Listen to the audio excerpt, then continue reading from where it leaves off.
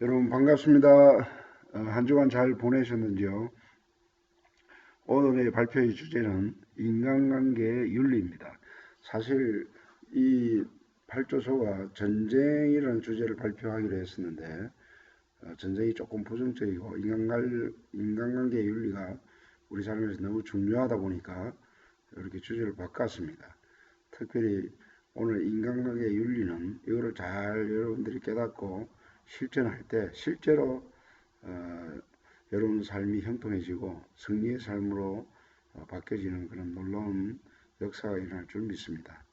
서두에 제가 아예 그냥 그 인간관계의 근본 그 원리를 이 말씀을 잘 깨달으면 실제로 인간의 어떤 특성을 이해하게 될 때 그 갈등이 일어날 때 하나님의 방법으로 하는 그것을 근본적으로 알게 되면 인간관계를 원만히 해결할 수 있는 아주 귀한 원리를 아마 터득하게 될 것입니다. 하나님이 처음에 인간을 만들 때 흙으로 만드시고 아담을 만들었죠. 근데 아담을 만들고 난 다음에 하나님이 첫 마디가 뭐냐면 독처하는 것이 좋지 못하다 하고 아담을 잠재우고 갈빗대로 화를 만들었죠. 결국 하나님은 인간을 홀로 지은 게 아니라 인간과 인간이 서로 교통하고 교제하고 사랑의 관계를 유지할 수 있는 그런 이것은 이제 신학적인 말로 사회적인 존재라 이런 표현을 하는데 인간이 어떤 관계 속에 인간과 인간의 어떤 원만한 관계 속에서 살아갈 수 있도록 하나님은 그렇게 지었다는 것이죠. 하나님과 교제도 하고 또 인간과 인간이 또 교제도 하고 그러나 제가 들어오기 전에는 그야말로 에덴 동사 에덴이라는 뜻이 기쁨이라는 뜻인데 그 상함도 해함도 없고 어떤 갈등이 없었죠. 그러나 선악과를 먹고 난 다음에 타락한 후에 제가 들어온 후에 첫 그 아들인 그 가인과 아벨의 그 형제 가운데 가인이 동생 아벨을 돌로 쳐 죽이는 살인 사건이 일어나죠. 결국 이, 이 내용이 뭘 이야기하고 있냐면 범죄하고 난 이후에 인간 속에 어떤 시기와 미움과 질투 이런 감정이 들어와서 사람과 사람 사이에 갈등이 일어나는 것을 볼 수가 있습니다. 그래서 결국 우리 현대인 사이에서도 얼마나 이게 심각합니까? 학교 폭력, 뭐 이혼, 그다음에 뭐 회사 생활할 때도 상사 간의 어떤 갈등, 동료 간의 갈등, 연인도 좋을 때는 좋지만 갈등이 생기지 않습니까? 친구 간에도 갈등이 생기고 사회도 보세요. 여야 간의 갈등, 뭐 지역 간의 갈등, 사람이 모인 곳에는 이상하게 화합되지 못하고 거기에는 어떤 갈등 관계의 구조가 형성이 됩니다. 그래서 이 원리가 어디서 나오는가를 잘 이렇게 터득해서 깨닫는 복된 시간 되길 바랍니다. 우선 발표를 듣도록 하겠습니다.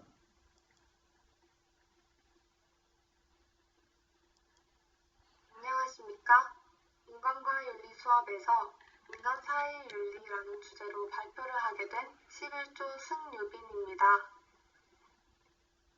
저희는 오늘 윤리의 의미, 인간과 인간 사이에 지켜야 할 윤리들, 그리고 윤리적 삶의 필요성에 대해 발표해 보겠습니다.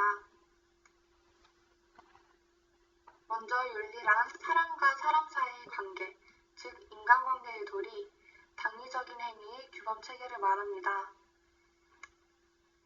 인간과 인간 사이의 모든 관계, 윤리, 집합을 포괄한 그것을 인간관계 혹은 대인관계라고 합니다. 거시적으로 사회생활인 군대, 직장생활 등 집단 조직 생활을 말하는 것이므로 인간 사이의 윤리, 즉 인간관계를 함축한 더 넓은 단어입니다. 쉽게 말해 사회생활 속 인간관계가 있고 그 관계를 지속시키고 지켜나가기에 필요한 인간과 인간 사이에 지켜야 할 윤리가 있다는 것입니다.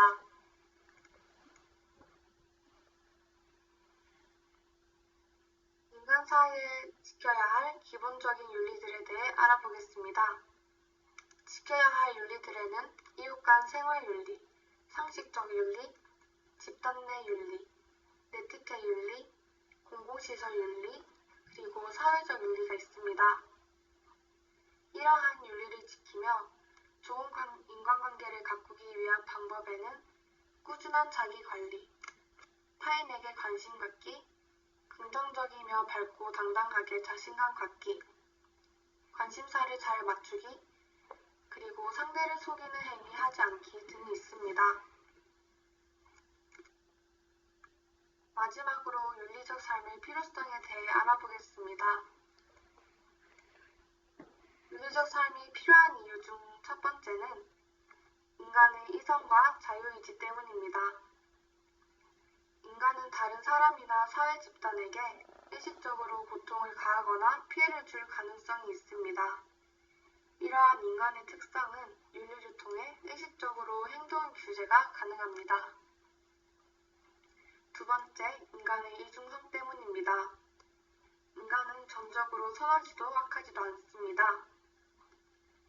이러한 악의 억제를 위해 윤리가 필요합니다. 인간이 항상 선하다면 윤리가 필요하지 않으며 항상 악하다면 윤리는 불가능하지만 인간은 이중성을 가지고 있기 때문에 윤리로 규제가 가능합니다. 세 번째, 인간은 사회적 존재이기 때문입니다. 인간은 다른 사람과 더불어 살아가는 존재이므로 윤리적인 삶이 필요합니다. 윤리를 통해 자기 자신의 행동을 자율적으로 규제할 수 있게 됩니다. 윤리적인 사람이 많을수록 사회는 더욱 질서가 확립되고 인간미 넘치며 개인의 자유도 확장되게 됩니다. 마지막으로 윤리적 삶이 필요한 이유는 윤리규범의 기능 때문입니다. 많은 사람들이 윤리규범을 공유하면 사회에 대한 소속감을 가지게 되며 사회 전체의 유대가 강화되게 됩니다. 이렇게 저의 발표를 마치겠습니다. 감사합니다.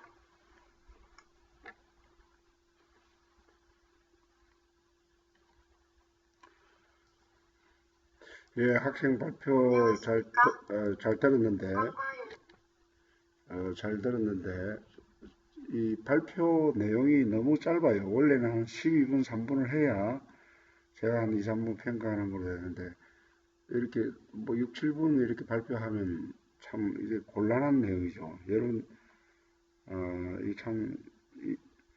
이번 케이스는 조금 제가 볼 때, 너무 이렇게 분량적으로 이렇게 작게 한 것은 문제가 있습니다. 그리고 제가 이제 그 내용을 들어보니까, 그 윤리의 문제, 원초적인 그 문제를 조금 접근해가지고 하나님의 관계 속에서 인간이 죄가 들어옴으로 말미암아 이 윤리적인 문제가 있었고 이걸 완전히 해결하는 방법에서도 윤리적인 어떤 그런 규범을 제시한다 해서 되는 게 아니에요. 사실 근본적인 해결책은 죄를 회개하고 예수님을 믿고 하나님을 경외하는 마음에 있어야 진정한 이웃을 사랑하고 배려하고 이웃을 돌아보는 그런 마음이 진정으로 그 마음에서 생기거든요. 근데 그런 진정한 마음이 생기면 그런 윤리의 법 이런 게 없어도 정말로 그 사람과 사람 사이에 화목할 수 있고 원만하게 되는 거죠. 우리가 태어나면서 아까부터 제가 전제로 말했는데 인간은 사회적인 존재입니다.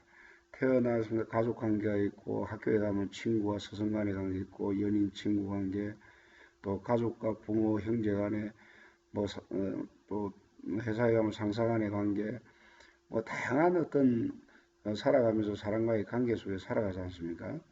이 살아가는 관계 속에서 중요한 것은 뭐냐면 좋을 때는 굉장히 괜찮아요. 좋을 때는 뭐 서로 화목하고 다 괜찮죠. 그러나 정말로 그 인간관계가 힘든 건 뭐냐면 사람과 사람 사이에 힘들어질 때가 있어요. 힘들어질 때.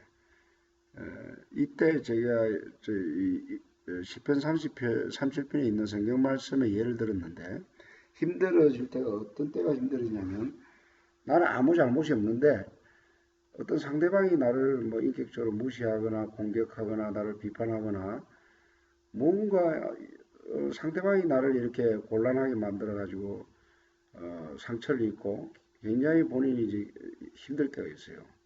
그게 이제 결국 가족 간에도 그런 일이 있을 수도 있고 친구 간에 그런 일이 있을 수도 있고 혹은 뭐 전혀 모르는 사람으로부터 갑자기 그런 상처를 받을 때가 있죠. 근데 성경은 이 다윗이 쓴 글인데 이렇게 말합니다. 악을 행하는 자들 때문에 불평하지 말며 불의를 행하는 자들을 시기하지 말지어다. 그리고 시편 그 쭉 뒤에 읽어보면 여호와 앞에 잠잠하고 참고 기다리라. 자기 일이 형통하며 악한 꾀를 이루는 자 때문에 불평하지 말지어다. 분을 거치고 노를 버리며 불평하지 말지어다. 사실 부당한 어떤 내가 인격을 무시를 당하거나 멸시를 당하거나 어떤 상대로부터 모욕을 당할 때 인간은 화가 나게 돼 있죠. 또 예를 들어서 뭐 사기를 당하거나 피해를 입을 때 얼마나 우리가 그 속에서 일어나는 분노가 일어나지 않습니까?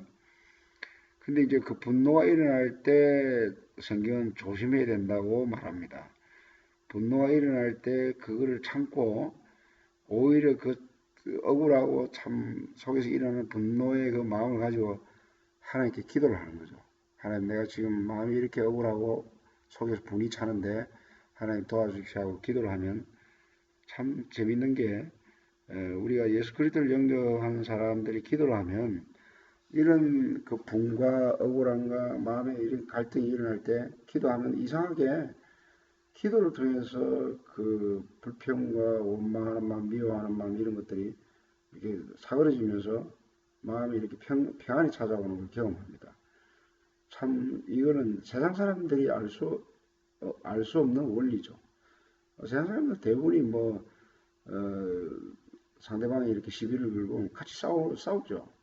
그러나 성경은 그런 악한 꾀를 이룬 자들과 싸우지 말고 오히려 하나님께 맡기는 그런 자세가 필요하다고 이야기합니다. 이제 구약에 예를 들어서 요셉이 형들의 어떤 시기를 받아 구덩이에 들어가게 되고 결국 그 형들이 요셉을 애굽의 노예로 팔아버립니다.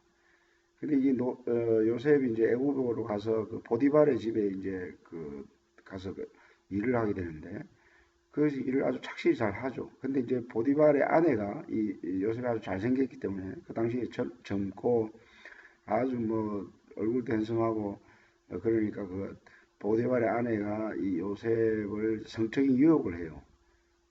근데 그 창세기 읽어보면 그 요셉이 하나님을 두려워하면서 그 순간을 피합니다. 근데 이 보디발의 아내는 요셉이 자기에게 겁탈을 하려고 했다고 이걸 뒤집어 씌워요. 그 요셉의 입장에서는 얼마나 억울합니까? 오히려 그 여자가 유혹을 했지 요셉은 그런 의도를 가지고 있은 적이 없었는데 근데 그 억울하게 또 감옥소에 들어가요. 근데 그 감옥소 들어가서 요셉은 원망하지 않아요. 원망하지 않고 오히려 하나의 섭리를 기다리면서 결국 그 감옥소에서 여러 가지 술관원이라든가 또 한 명의 죄수를 만나는데 그 술관원 그 사람을 만나면서 그 어떤 꿈꾸는 그런 내용들을 갖다가 이 요셉이 해석을 해준다고요. 근데 그 요셉 자체가 꿈을 해석한 그게 또 이제 나중에 술관원 이 사람 관원장이 밖에 나가지고 석방이 돼가지고 왕 앞에 나가는데 왕이 어떤 꿈을 꾸는데 해석하는 사람을 막 구하다가 생각이 나서 결국 그 술관원장이 이 요셉을 불러다가 왕 앞에 세워가지고 그 꿈을 해석하게 만든다고요. 근데 결국 요셉은 그 꿈의 해석을 통해서 애굽의 국무총리가 되는 그런 아주 하나님의 어떤 축복을 받는 그런 전화위복이 되는 것이죠. 보십시오. 형들의 시기와 억울한 누명이 없었으면 어떤 면에서 요셉은 그 국무총리가 될 수가 없었죠. 그러니까 비록 요셉이 이렇게 억울하고 힘든 상황을 겪었지만 결국에는 요셉이 화를 내지 않고 형들도 원망하지 않고 이런 모든 상황을 감사하면서 하나님의 섭리를 바라보니까 이런 모든 악한 일을 통해서 이걸 이제 신학성경에 뭐라고 하냐면 하나님을 사랑하는 자 그 뜻대로 부르심을 입은 자는 모든 것이 협력하여 선을 이룬다는 이런 표현이 있는데 그러니까 우리가 운이 날 때 조금만 참으면 하나님께서 그걸 오히려 좋게 만드는 그런 역사가 있다는 것이죠. 다윗은 그 이스라엘 2대 왕인데 처음 왕이 되기 전에 오히려 사울 왕에게 쫓기는 그런 신세가 됩니다. 사울이 시기 질투를 느껴가지고 여인들이 다윗이 죽인 자는 사울이 죽인 자는 천천히요 다윗이 죽인 자는 만만히요 해가지고 사울과 다윗을 비교해가지고 다윗을 칭찬하니까 사울이 아주 충성된 그런 다윗을 하나 얻었다 이렇게 좋게 여기지 않고 자기 밑에 있는 부하인데도 불구하고 이 사울이 시기 질투를 해가지고 이 죄도 없는 다윗을 죽이려고 한 십몇 년을 쫓아다녀요. 그래서 다윗은 억울하게 사울에게 쫓기는 그런 기나긴 고난의 시간을 가지게 됩니다. 그러나 다윗은 억울하게 쫓기는 이 시간을 통해서 하나님을 의지하는 그런 믿음의 도를 배우게 됩니다.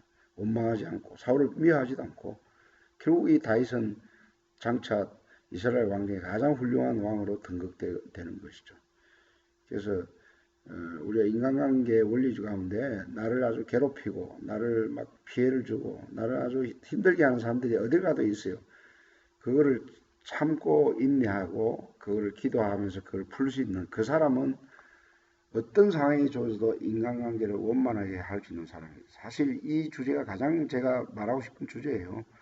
뭐 세속적이고 인본적인 그런 인간관계의 원리는 뭐 칭찬하라, 뭐 장점을 보라, 뭐 웃어라, 뭐 여러 가지 어떤 다양한 그런 방법들이 있죠. 그러나 그거는 근본적인 해결책보다 일시적인 것이고 근본적으로 해결하려고 그러면 주님을 믿고 오히려 하나님의 섭리 가운데 이런 어려운 일이 생겼다는 걸 인정하고 그걸 참고 십자가를 지는 마음으로 참고 인내하면 여기에 인간관계 해결 방법이 생기는 것이죠. 제가 시간이 많이 됐는데 간단히 하고 마치겠습니다. 한나의 예는 그 엘가나라는 제사장이 부인이 한나와 브린나 두 부인이 있었어요. 그러니까 옛날에는 이런 경우가 참 많았었는데 한나가 자식이 없었다. 근데 브린나가 이 한나가 자식이 없다 해가지고 그냥 모욕을 주고 멸시를 하죠. 근데 이때 한나는 브린나와 절대로 싸우질 않아요. 그 억울한 마음, 그 상처받은 마음을 가지고 하나님께 기도를 한다고. 근데 사무엘상의 그 표현이 어떻게 되냐면 기도를 한창 하니까 얼굴에 수색이 없다라 표현이 있습니다. 결국 하나님 응답하셔서 브린나와 싸우지도 않고 한나는 사무엘이라는 그 훌륭한 이스라엘 선지자 중에 가장 훌륭한 선지자인데 그런 아들을 얻게 되죠. 여러분들이 어떤 인간관계 갈등이 있을 때 하나님을 믿는 사람들은 하나님께 기도하면 인간관계 갈등 문제를 하나님께 해결해 주신다는 이 원리를 잊지 마시길 바랍니다. 결론은 뭐냐면 인간들 사이의 갈등은 배후에 사탄이 역사하는 것이죠. 창세기에 보면 사탄이 하나님과 인간을 갈라놓고 인간과 인간 사이를 갈라놔요. 가인이 결국 아벨을 쳐 죽인 것도 배후에 사탄의 역사입니다. 그래서 이것을 이기는 방법은 결국 예수 그리스도를 믿어야 합니다. 믿어야 진정한 화평과 화목하는 그 비밀을 알게 되거든요. 그런 갈등이 주어질 때 아까 한나처럼 기도해야 되고 원수를 사랑하고 넓은 용서하고 사랑하는 마음을 품는 것이 최선의 방법이죠. 그러니까 하나님과 화목하고 사람과 화목할 때 인간관계의 모든 윤리가 여기서 해결되는 것이죠. 그래서 성경 말하면 내 이웃을 내 몸같이 사랑하라. 모든 것이 사랑의 결핍 때문에 폭력이 나오고 모욕이 나오고 무시가 나오고 악플이 있고 상대방을 속이고 피해를 주고 이혼을 하고 하는 모든 이 인간관계의 갈등, 이 분쟁 그 배후에는 결국은 사단이 역사하고 거기에는 죄가 역사하는 것입니다. 그러니까 하나님을 믿고 하나님의 방법대로 그 원수까지도 사랑할 수 있는 그런 화목해 하는 사람을 성경 이야기합니다. 그 마태복음 5장에 보면 합평케 하는 자가 하나님의 복이 있다 이런 표현이 있는데 합평케 하는 자가 하나님의 아들의 일컬음을 받고 복을 받는다 그랬습니다. 그러니까 하나님과 화목하고 그리고 인간과 화목할 때 여러분들 삶이 굉장히 성공적이고 형통하고 하나님의 복이 임할 줄 믿습니다. 감사합니다.